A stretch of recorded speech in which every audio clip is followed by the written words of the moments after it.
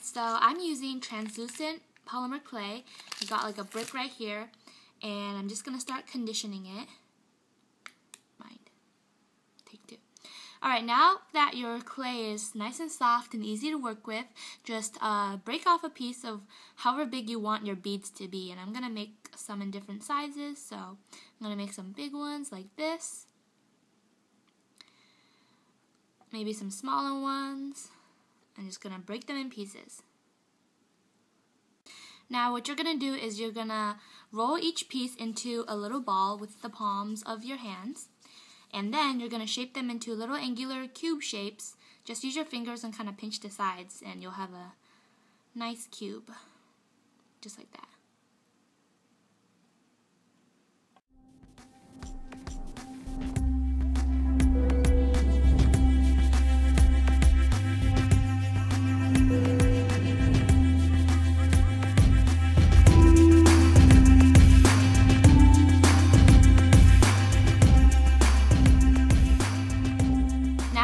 All these cubes in the freezer for a couple minutes, and this is just going to lower their temperature and make them a little firmer and stiffer so it's easier to cut them.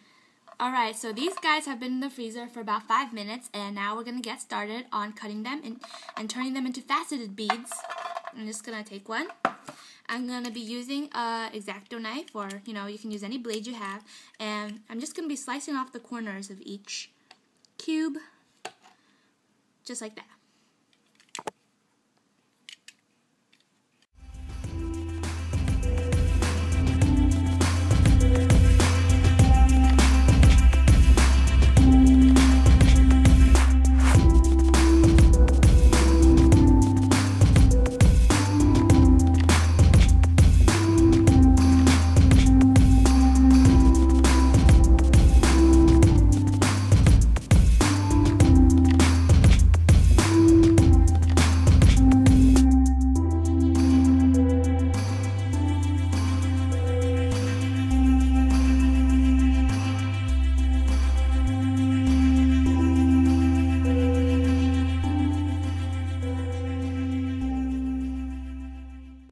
Ta-da! I've got my first faceted bead, or well, faceted little clay chunk. Now we're going to turn it into a bead by sticking a toothpick through it, so later we'll be able to string it onto whatever we want to make this into.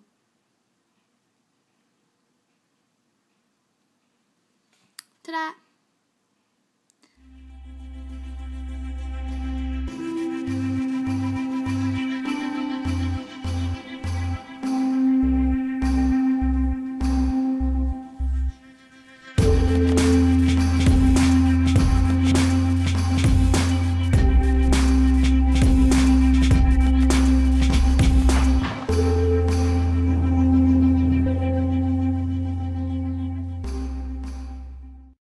Okay, so I finished shaping all my faceted beads, and now I'm just going to bake them.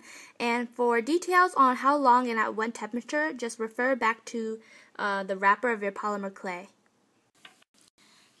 Okay, so my clay beads have finished baking. Now I'm ready to paint them. I'm just going to be using acrylic paints.